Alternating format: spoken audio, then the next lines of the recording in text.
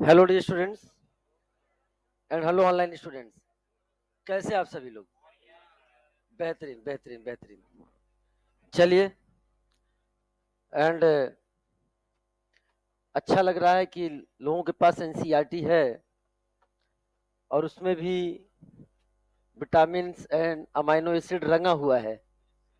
देखो, ये एक तरह से एक ऐसा अलग से प्रेशर है, पॉजिटिव प्रेशर। ये तुम छोड़ देते हो, लास्ट के समय में छोड़ देते हो, लेकिन टेस्ट में आएगा तो पढ़ोगे और आएगा ही आएगा। पहले मैंने सोचा था कि एक क्वेश्चन दे देंगे, फिर मैंने कहा ठीक है ना। तो इतना क्वेश्चन कर दो कि जिसने ना पढ़े फिर वो कहे कि हाँ खास मैंने पढ़ लिया होता तो मेरे कुछ नंबर और आगे होते। ठीक है, चलिए। तो ऑनलाइन बच्चों,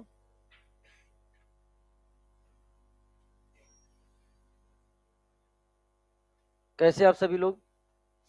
ठीक है, आ जाओ। एकदम मस्त है, एकदम आपकी तरह ही है। बस आज मैराथन पारी है मेरी। मैराथन मतलब अब सीधे पूरा दिन भर क्लास है आज। ठीक है ना, चलो आ जाओ। हैं? किसको? तो अपन इलेंशियमर पढ़ लिए थे और अपन किसकी बात करने जा रहे हैं अब? रेशमी मिक्सचर की बात करने जा रहे हैं। बहुत ध्यान से देखना बेटा।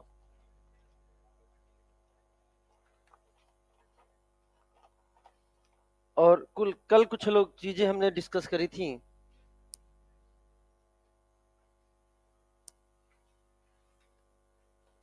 जैसे फॉर एग्जांपल, आइए जल्दी आइए जल्दी आइए।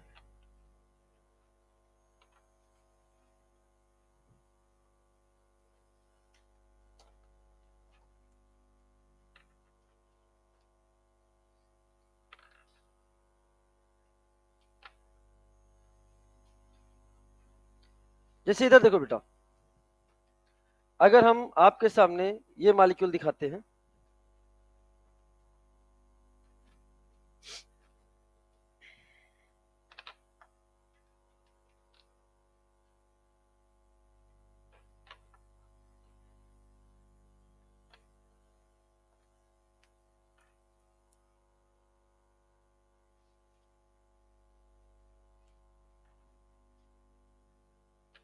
कल हमने इसको दिखाया भी था आपको।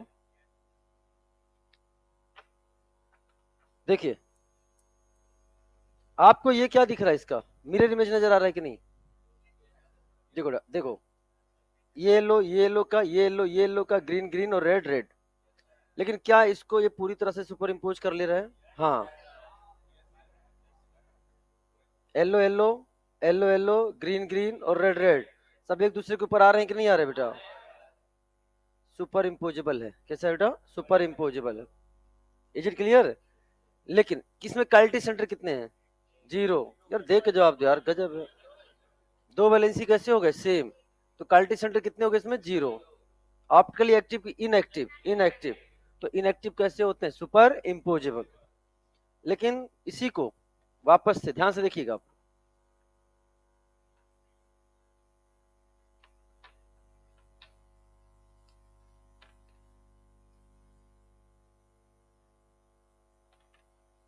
क्या ये भी मिरर इमेज है? क्या ये भी मिरर इमेज नजर आ रहा है आपको? बोलो है ना? ये भी मिरर इमेज है, लेकिन चारों वैलेंसी डिफरेंट है। एक क्वालिटी सेंटर है ऑप्टिकली, और ऑप्टिकली एक्टिव सुपर इम्पोजेबल की नॉन सुपर इम्पोज। ये देखो, सुपर इम्पोज की नॉन सुपर इम्पोज। येलो और क्या आ गए? येलो और ब्लू एक साथ आ गए, जो कि सुपर इम्पोज नहीं हो रहे। क्या मेरी बात क्लियर हो रही है? इसके ऊपर रख के ऐसे देखा जाता है। क्या मेरी बात क्लियर होगी कि नहीं होगी बेटा? चलो सब। तो उसके बाद की हमने आपसे चर्चा कर दी थी रेसिम मिक्सचर, और मुझे लगता है मैंने कुछ पॉइंट्स इस पर लिखा भी दिए थे आपको। ठीक है ना? पहला पॉइंट आपके सामने लिखा हुआ है, इलेंशियो equimolar mixture of D and L enantiomer are called racemic mixture. Second point क्या लिखा था आपने? Optically inactive due to external compensation, बाहरी सुल्टारा। कंपनसेशन अभी बताएंगे क्या चीजें हैं एक्सटर्नल कंपनसेशन। फिर बोला था the formation of racemic mixture is called as racemisation, and फिर हमने आपको बोला था कि the separation of D and L enantiomer from racemic mixture is called resolution. Is it clear हो गई? चलिए साहब आइए चीजों को देखते हैं।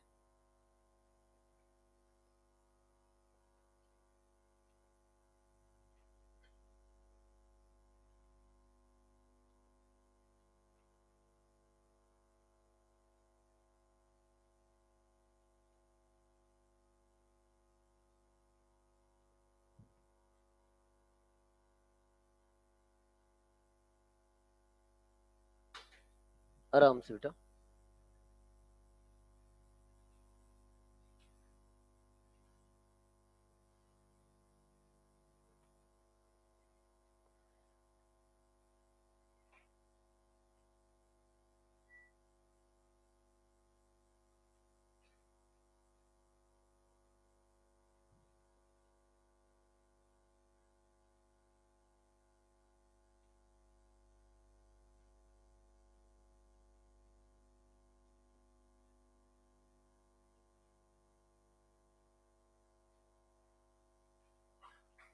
अरे गजब है।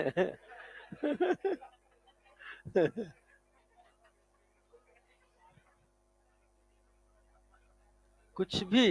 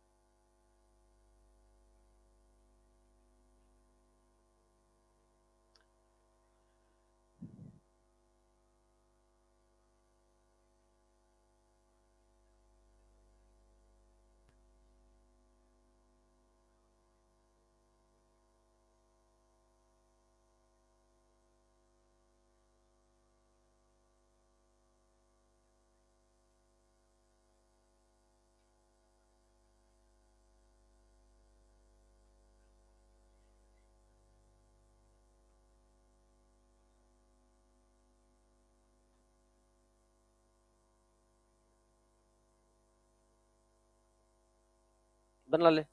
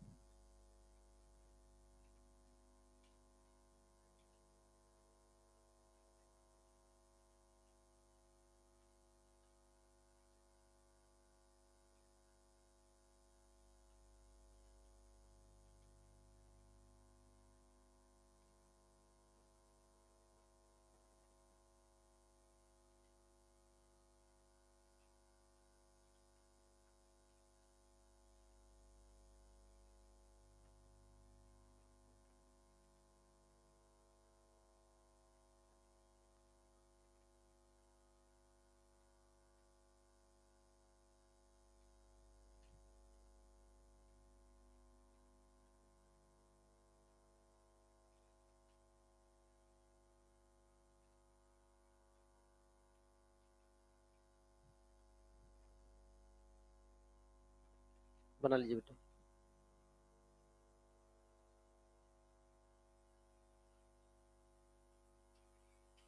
रिवीजन चल रहा है, अब तो कर ही लेना चाहिए। हो गया, वेरी गुड, बेहतरीन।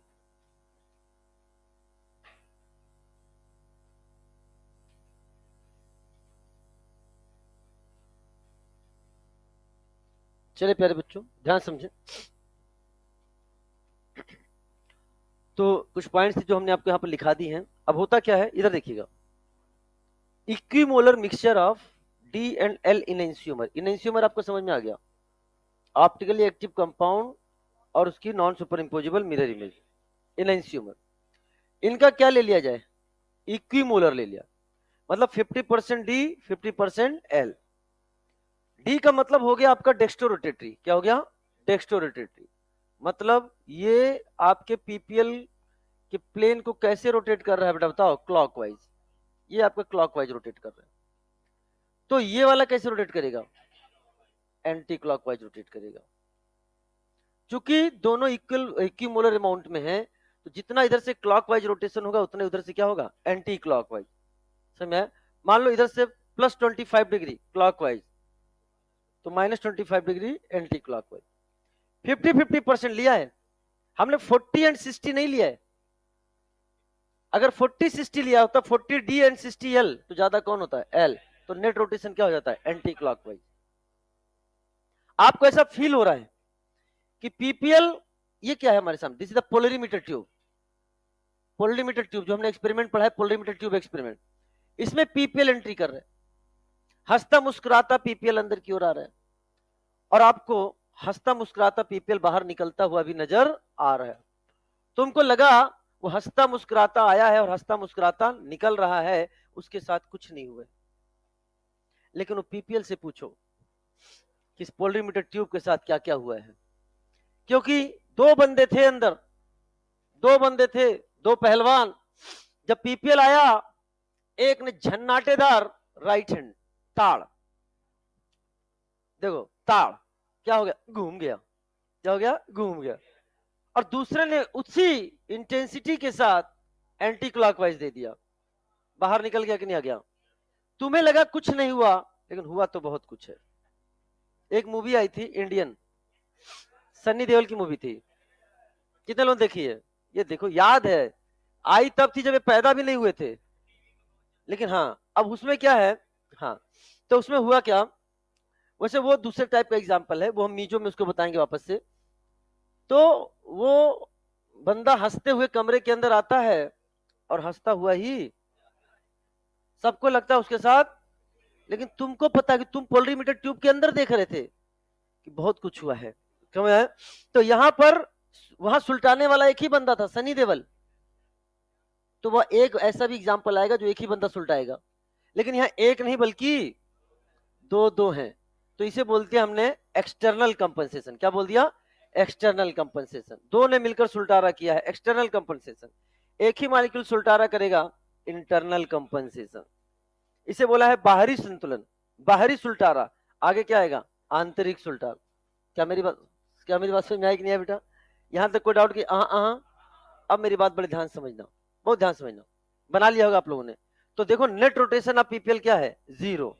कुछ तो हुआ है लेकिन ऑब्जर्व नहीं हुआ है, due to external compensation. Racemic mixture कैसा होता है, ऑप्टिकली इनएक्टिव। अब बहुत बेहतरीन चीज डिस्कस करने जा रहा हूं, समझना ध्यान से।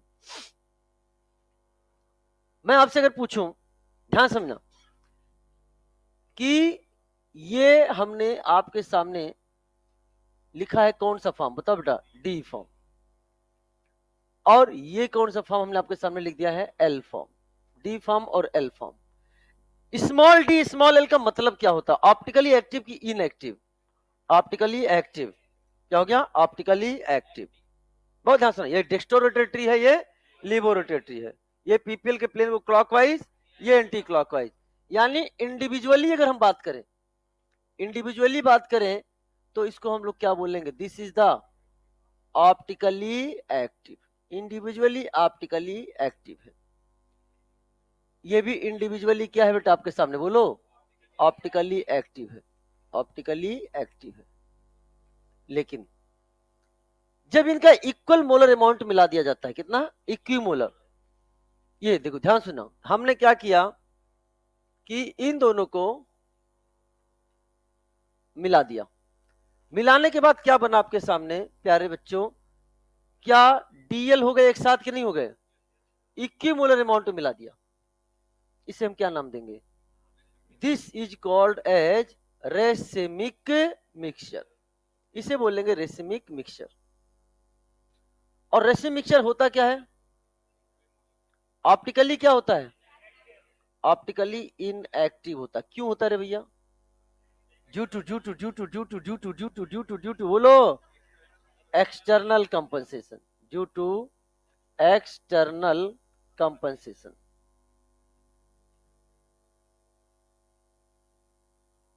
Due to external compensation. तो the formation of racemic mixture from D and L enantiomer is called as, बोलो इस प्रोसेस का नाम क्या हो गया? This process is called racemisation. इसे हम रेसिमाइजेशन के नाम से जानते हैं। This is called racemisation. अब वापस से हमने क्या किया, ये हमारे सामने क्या बन गया है? रेसिम मिक्सचर। अब रेसिम मिक्सचर से डी एंड एल को क्या करना है? सेपरेट करना है। हमने इसको सेपरेट किया।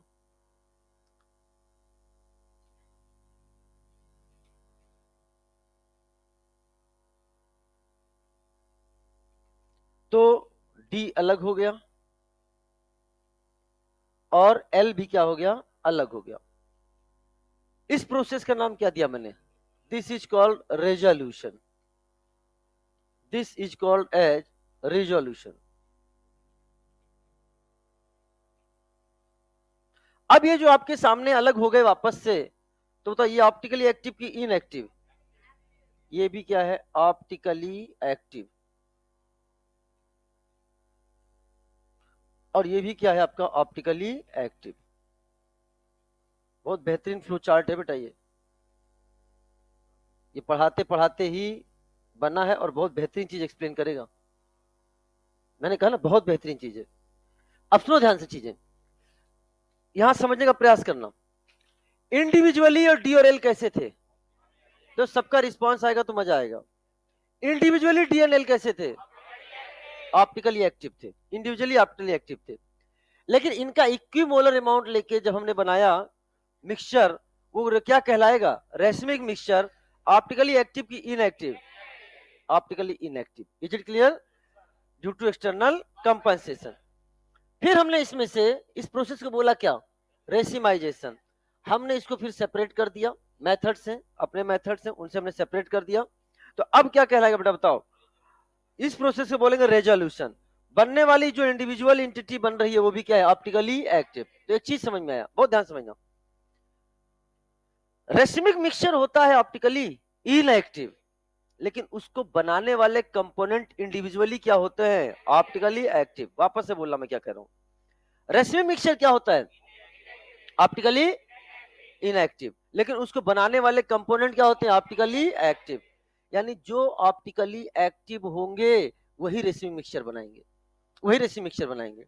अगर कोई ऑप्टिकली इनएक्टिव कंपाउंड है तो वो कभी रेसिमिक मिक्सचर नहीं बनाएगा, क्योंकि हमें एक्सटर्नल कंपनसेशन देखना है। वो तभी हो पाएगा जब एक पीपीएल क्लॉकवाइज और दूसरा इक्वल एंड अपोजिट अमाउंट में एंटी क्लॉकवाइज करता है। समझ आया बेटा? तो चार ऑप्शन मैंने आपको दे दिए। मैंने बोला कि बताओ इनमें कौन जो है रेसिमिक मिक्सचर बनाएगा। उसमें एक ही ऑप्टिकली एक्टिव था, तो क्या आंसर वही हो जाएगा? तो वो होगा और उसकी मिरर इमेज। अब सुनो ध्यान से, हमने इसमें से इनको क्या किया? अलग किया। अलग अभी दोनों साथ साथ में कैसे हैं? इनएक्टिव, ऑप्टिकली इनएक्टिव मिक्सचर बन रहा है, रेसिमिक मिक्सचर बन रहा है। लेकिन जब हमने इसको अलग अलग किया तो फिर से क्या हो गए? Optically active. अरे भाई एक्टिव थे अलग अलग, साथ में आए तो इनएक्टिव, फिर अलग हो गए तो एक्टिव। यहां तो कोई दिक्कत? नो दिक्कत। अब समझना मेरी बात ध्यान से। यानी हम ये कहें कि अगर क्वेश्चन आपके सामने बना दिया जाए कि which of the following compound can be resolved, मेरी बात ध्यान समझना, which of the following compound can be resolved, तो इस पहले समझो रिजॉल्व का मतलब क्या हो गया? रिजॉल्व का मतलब क्या हो गया? रिजोल्यूशन। और रिजोल्यूशन का मतलब किससे रिजोल्यूशन? रेसिमिक मिक्सचर से। तो किसको रिजॉल्व करोगे? जो रेसिमिक मिक्सचर बनाएगा। फिर से सुनो मेरी बात, नहीं मैं बार बार बोल रहा हूं, इसलिए बोल रहा हूं क्योंकि मुझे पता कहीं ना कहीं कंफ्यूजन रह जाती है बच्चों को। तो किसको रिजॉल्व करोगे? जो रेसिमिक मिक्सचर बनाएगा। रेसिमिक मिक्सचर बनाने वाले कंपोनेंट क्या है? वो ऑप्टिकली एक्टिव। तो क्या रिजोल्यूशन के बाद भी क्या होंगे? Optically active. तो अगर हम ये कहें कि which of the following compound can B resolved, इसका मतलब क्या है? वो कंपाउंड ऑप्टिकली एक्टिव होंगे कि इनएक्टिव होंगे? कौन होंगे? तो यानी ये चीज क्लियर हो गई। रेसिमिक मिक्सचर बनाने वाले component individually optically, racemic mixture से सेपरेट होकर इंडिविजुअली। तो जो रेसिमिक मिक्सचर बनाएगा उन्हीं को सेपरेट कर पाओगे। तो which of the following compound can be resolve का मतलब है रेसिमिक मिक्सचर से रिजॉल्व करना है। तो उनको बनाने वाले कंपोनेंट कैसे थे? एक्टिव। तो ये भी क्या होंगे? एक्टिव। समझ में आया बेटा? तो अगर मैं पूछूं which of the following compound can be resolve, चार ऑप्शन आपके सामने हैं, इसमें एक ऑप्टिकली एक्टिव, टिक करके किसके आओगे, optically active. Sir racemic mixture तो ऑप्टिकली इनएक्टिव होता है, और आप करो ऑप्टिकली एक्टिव, टिक करके आना है। बेटा रेसिमिक मिक्सचर ऑप्टिकली इनएक्टिव क्यों होता है, उसके पीछे रीजन क्या है? लेकिन ये ऑप्टिकली एक्टिव इंडिविजुअली ये भी है, ये भी है, ये क्लॉकवाइज घुमा रहा है, ये equal and opposite anti clockwise घुमा रहा है, तो नेट रोटेशन ऑफ एपीएल क्या हो रहा है, जीरो हो रहा है। क्या मेरी बात समझ में आ गई? तो आपके सामने क्वेश्चन है which of the following compound can be resolve, तो की पॉइंट क्या है, की पॉइंट क्या, नोट में क्या लिख दूं? बेटा अब आपको एक लाइन में चीजें पता होनी चाहिए, अब इतना आप एग्जाम में नहीं सोचोगे। Optically active compound can be resolve, खत्म हो गया, आंसर आ गया एक लाइन में। यहां लिख रहे हैं ऑप्टिकली एक्टिव कंपाउंड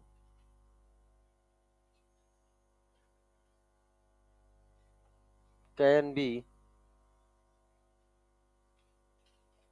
रिजॉल्व। कल तो पूरी लेक्चर आ गई थी ना, अब जब तक इशू नहीं होता है क्लियर तब तक हम इसी में क्लास लेंगे। अब वो तो हमें नहीं पता, वो तो टीचर पर डिपेंड करेगा, समझे? कल शाम को भी दिक्कत हो गई थी ओटीपी में, हिंदी मीडियम में, तो हम लोगों ने गेम खेला, फिर हिंदी मीडियम बच्चों में गेम खेले हम कल, और उसके बाद गेम खेलते खेलते 45 मिनट निकल गए, अचानक ओटीपी आ गया, फिर क्लास स्टार्ट कर दी। और गेम कौन सा खेला था? गेम खेला, हर एक बच्चे को 20 अमीनो एसिड के नाम नहीं, वन वर्ड नाम दे दिया, तुम डब्ल्यू हो, तुम के हो, तुम आई हो, तुम एल हो, तुम एस हो, तुम एफ हो, ऐसे करके अपना अपना नंबर याद रखो, अब बताओ नाम क्या है। तो बहुत मजा आया। तो कई बच्चों को याद हो गया, बहुत अच्छे से याद हो गया। जैसे हमने बोला ना कि डब्लू नाम किसका है भैया, कल कहाँ डब्लू है, ये डब्लू जी बैठे हैं, डब्लू जी के हम फैन हैं, ट्रिप्टोफैन। पार्टी दें, aspartic acid D, phenyl alanine F. अरे वाह क्या बात है। अच्छा ईमानदारी से बताओ, तुम अभी बोल रहे हो ना, क्या इससे पहले पढ़ा था इसको? नहीं वो तो मैं वन वर्ड की बात बताऊं, पढ़ा था आप लोगों ने? किसी ने नहीं पढ़ा था। मैं कह रहा हूं पता ही नहीं था कि तुम्हें, ये भी नहीं पता था कि तुम्हारे एनसीईआरटी में वन वर्ड है या नहीं है। और अब आपने एनसीईआरटी जब जाके ओपन करी होगी तो आपको दिख, अरे ये तो सब इसी में दे रखा है, मुझे आज तक पता क्यों नहीं चला। इसीलिए जब हमने बायोमॉलिक्यूल का वन शॉट लिया, पूरा पढ़ाया, तो मैंने उसमें पूरा एक्सप्लेन किया, अच्छे से याद भी कराया, ये काम की चीज है। और इसलिए था क्योंकि जेई मेंस में 2 बार ये क्वेश्चन आ चुका है, 2 बार जेई मेंस पूछ चुका है। अरे वो जेई मेंस जो कि मैथ के बच्चे हैं, उसने 2 बार पूछ लिया, तो हम भी पूछ लेंगे, ठीक है ना? आगे फिर जब वो पढ़ाएंगे, क्या नाम है आप लोग को, प्रोटीन, और भी अच्छे से पढ़ेंगे। 3 सीक्वेंस का अमीनो एसिड पढ़ाएंगे, कैसे कैसे बनता है, ठीक है ना? डाइपेप्टाइड, ट्राइपेप्टाइड, कौन, ठीक है, वो सारी चीजें बताई जाएंगी, ठीक है ना? आ जाओ। तो which are the following compound can be resolve, answer बताओ क्या होगा? पहला होगा क्या, 2 मिथाइल पेंटेन, 1 2 3 4 5, ये हो गया 2 मिथाइल। क्या इसमें कैल्टी सेंटर है? ये ऑप्टिकली एक्टिव नहीं होगा, तो आंसर ये कट हो गया। 2 क्लोरोब्यूटेन, 1 2 3 4, यहां लगा दिया क्लोरो, क्या 2 क्लोरोब्यूटेन में कैल्टी सेंटर है क्या? और एक कैल्टी सेंटर वाला ऑप्टिकली एक्टिव, तो यही क्या है, इसके ये ऑप्टिकली एक्टिव होगा, तो 2 फॉर्म में हो गया, एक होगा ये और दूसरी इसकी मिरर इमेज, एक स्मॉल डी दूसरा स्मॉल एल। इक्विमोलर अमाउंट में क्या बना लेंगे, रेसिमिक मिक्सचर, और फिर उनको सेपरेट भी कर सकते हैं।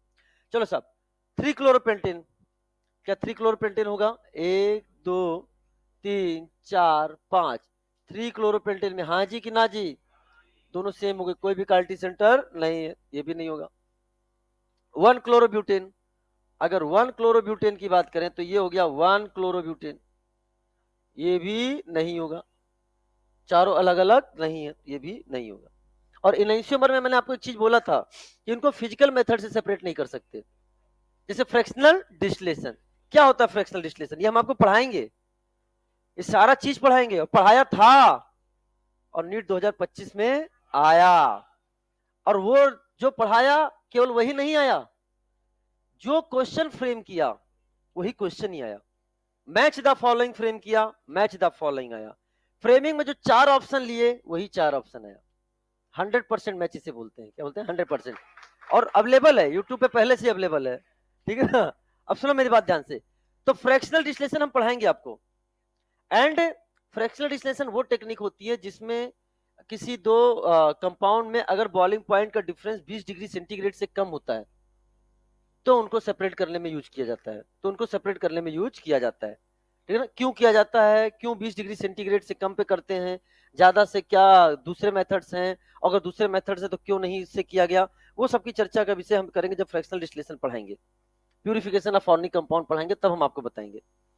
दूसरा चीज बता रहे हैं कि हम इसको दूसरे मेथड से अलग कर सकते हैं, बायोलॉजिकल मेथड, जैसे हमने बैक्टीरिया वाली बात करी थी, केमिकल मेथड से भी कर सकते हैं। केमिकल मेथड से भी क्या सकता है कि उससे रिएक्शन करा के दूसरा कंपाउंड बना दिया, अलग कर दिया, डायस्टीरियोमेरिक फॉर्म में बना दिया, जो कि भी आप आगे पढ़ोगे। तो बहुत सारे मेथड्स हैं, लेकिन फिजिकल मेथड से हम नहीं कर सकते, लाइक फ्रैक्शनल डिस्टिलेशन। अगला हेडिंग डालिए, डायास्टीरियोमर। डायास्टीरियोमर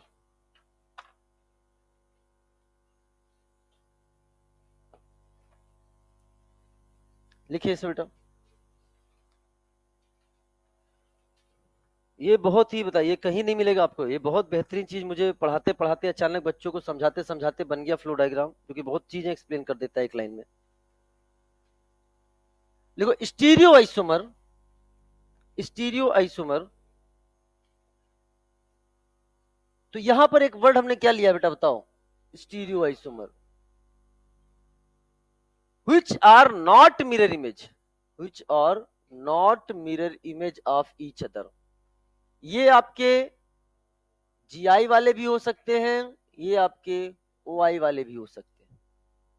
अच्छा, जब हमने इनैंशियोमर का डेफिनेशन लिखवाया था तो हमने वहां पे बताया था कि ऑप्टिकली एक्टिव, जो ऑप्टिकली एक्टिव होंगे वही इनैंशियोमर बनाएंगे, लेकिन डायस्टीरियोमर के लिए जरूरी नहीं है, वो ऑप्टिकली एक्टिव भी हो सकता है, वो ऑप्टिकली इनएक्टिव भी हो सकता है। इनैंशियोमर में ऑप्टिकली एक्टिव होना जरूरी है, एग्जांपल ओआई वाला ही होगा, लेकिन यहां पर ऐसा कुछ नहीं है। यहां पर हमने लिख दिया स्टीरियो आइसोमर, और स्टीरियो आइसोमर का मतलब है वो जीआई वाला भी हो सकता है एंड ओआई वाला भी, ऑप्टिकली एक्टिव वाला भी हो सकता है और नहीं भी, बस होना क्या चाहिए, स्टीरियो आइसोमर और मिरर इमेज नहीं होना चाहिए, ठीक है ना। नेक्स्ट पॉइंट लिखिए, they have different physical property, they have different physical property, they have different physical property and hence can be separated by, and hence can be separated by fractional distillation, and hence can be separated by fractional distillation and form two fraction, and form two fraction, and form two fraction. Next point, may be optically active or inactive, may be optically active और inactive, ठीक है ना। अब जैसे for example सुनो बेटा, इधर देखिए, तो डायास्टीरियोमर बोला मैंने, डायास्टीरियोमर की बात करी जा रही है।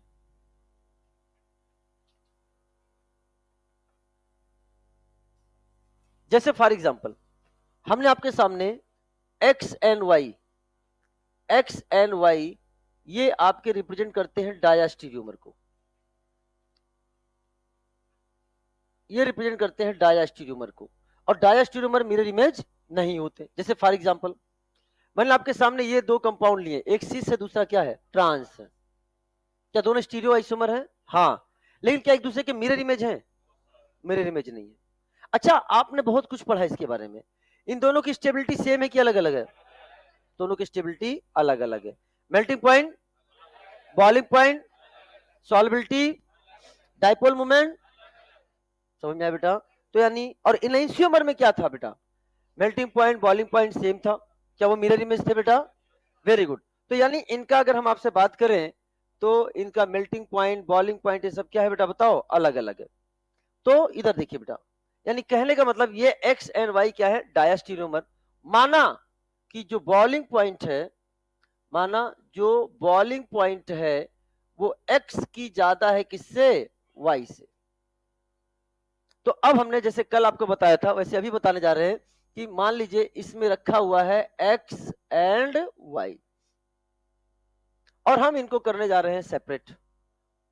ये खाली सिंबॉलिक रिप्रेजेंटेशन हमने आपको पहले ही बताया था, बोलो ना, सेपरेट करने जा रहे हैं। तो एक बात बताओ, बॉइलिंग पॉइंट ज्यादा किसका है? तो पहले उड़ेगा कौन? जिसका बॉइलिंग पॉइंट कम है। तो वाई वाला उड़ गया, वाई वाला उड़ गया। ये देखो, जब वाई पर वो पहुंचा, वाई के हिसाब से बॉइलिंग पॉइंट पहुंचा तो इसको उड़ गया और इसको हमने अलग से क्या कर लिया? सेपरेट कर लिया। वाई बाहर आ गया तो अंदर कौन बचा? एक्स बचा। जैसे ही हमने टेम्परेचर बढ़ाया, जब एक्स वाला बॉइलिंग पॉइंट अचीव हुआ तो क्या ये भी अलग हो गया कि नहीं हो गया बेटा? ये भी अलग हो गया। यहां क्या आ गया बेटा आपके सामने? एक्स आ गया। अब बताओ एक्स एंड वाई साथ साथ उड़े हैं कि अलग अलग उड़े हैं? और वहां पे क्या होता था? क्योंकि दोनों का बॉइलिंग पॉइंट एक ही था, ए एंड बी। याद करो, जब ए उड़ा तो बी भी उड़ गया। तो उसमें कितने फ्रैक्शन बन रहे थे? यहां कितने फ्रैक्शन बन गए? फ्रैक्शन बनने का मतलब है टू पार्ट में हम इनको अलग अलग कर रहे हैं कि नहीं कर रहे हैं। तो ये हो गया, क्या बन गया? There is formation of two fraction. तो जहां लिखा है आपने टू फ्रैक्शन, वहीं बगल में लिख लीजिए अलग अलग उड़ेगा। जहां है टू फ्रैक्शन वहां लिख लीजिए अलग अलग उड़ेगा। अलग अलग उड़ेगा। ठीक है ना बेटा? यहां तो कोई दिक्कत की? अब सुनो ध्यान से। जैसे फॉर एग्जांपल बनाने दूंगा मैं, इधर देखो, ये क्या आपके सामने दे रखा है? सिस। ये क्या दे रखा है? ट्रांस। क्या एक दूसरे के मिरर इमेज है कि? इन दोनों में रिलेशन क्या है? जी आई। इन दोनों में रिलेशन क्या है? जी आई। और हमने क्या लिखवाया था? G I are also called as, याद करो वो दिन बोला था, G I is also called as diastereomer. और हमने बोला था कि जब हम पढ़ाएंगे तो तुमको खुद समझ में आ जाएगा क्यों बोलते हैं डायस्टीरियोमर, क्योंकि एक दूसरे के मिरर इमेज नहीं है। मिरर इमेज की not mirror image? Not mirror image. ठीक है ना? अच्छा, ये क्या है? प्लेनर मॉलिक्यूल है। और प्लेनर है तो पॉस है, प्लेनर है तो पॉस है, और पॉस है तो ऑप्टिकली एक्टिव की इनएक्टिव? तो देखो एक्टिव इनएक्टिव को कोई लेना देना नहीं है। ये आपके सामने मॉलिक्यूल जो है, this molecule is called tartaric acid. इसे कहते हैं टार्टारिक एसिड। ये भी टार्टरिक एसिड है। और प्यारे बच्चों ये भी आपके सामने क्या है? दोनों ही टार्टरिक एसिड है, दोनों ही टार्टरिक एसिड है। लेकिन फर्क है दोनों में। इसमें क्वालिटी सेंटर है क्या? कितने हैं? दो क्वालिटी सेंटर है। अच्छा, इसमें पॉस है क्या? यस, इसमें पॉस है।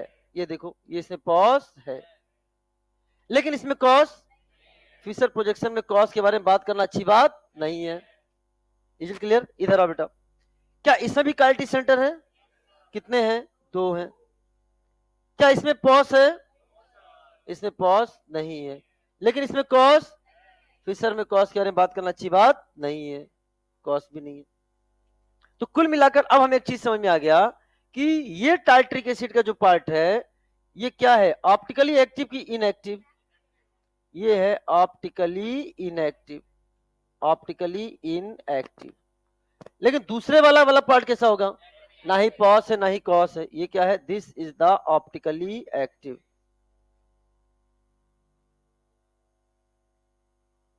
एक ऑप्टिकली इनएक्टिव है, दूसरा ऑप्टिकली एक्टिव है। लेकिन एक बात बताओ, क्या दोनों एक दूसरे के मिरर इमेज है क्या? बोलो है ना? मिरर। और ऐसे स्टीरियो आइसोमर जो मिरर इमेज नहीं होते उन्हें क्या बोलते हैं? तो इनमें रिलेशन बताओ क्या है? ये दीज आर डायस्टीरियोमर।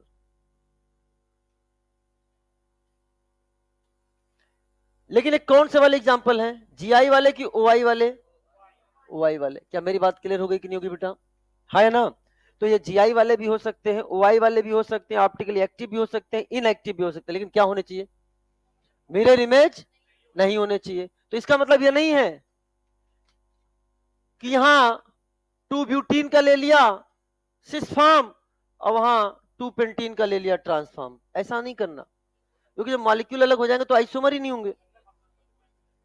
ये भी टार्ट्रिक एसिड है तो ये भी टार्ट्रिक एसिड, ये नहीं टार्ट्रिक एसिड के साथ मैलिक एसिड ले लिया, कहा सर देखिए ना सर मिरर इमेज नहीं है सर। गजब इंसान है। मेरे ये तो सब आप चैप्टर क्या पढ़ने जा रहे हो? तो आइसोमर बोले तो समझ में आए, पहले तो वो तो हो जाए फिर अपन आगे की बात करेंगे। समझे कि नहीं? आ जाते हैं बच्चे चुन चुन कर, बहुत अच्छे अच्छे बेहतरीन डिग्री के लोग हैं। बना ले, क्या कर ले रे? बना ले।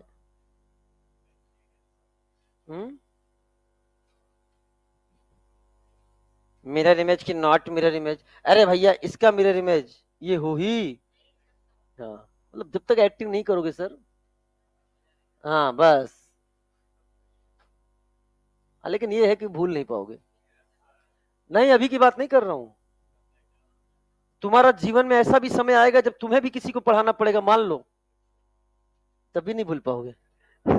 हम दूरदर्शिता में बातें कर रहे हैं, ठीक है? और तुम नहीं समझ पाओगे, तो इधर आ जाओ। हाँ, तो ये जो ऑप्टिकली इनएक्टिव होता है उसे क्या बोलते हैं? ए काइरल, शब्द भी जानो ना। और जो ऑप्टिकली एक्टिव है उन्हें काइरल।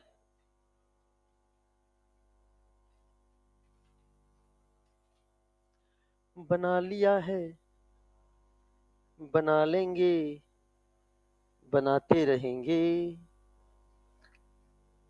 पेपर फाइनल करना है तुम लोग का यार, समय नहीं मिल रहा है।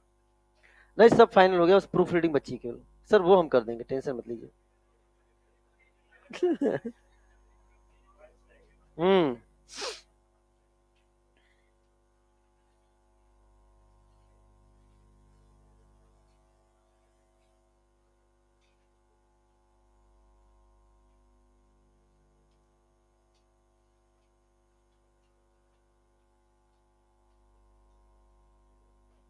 चले,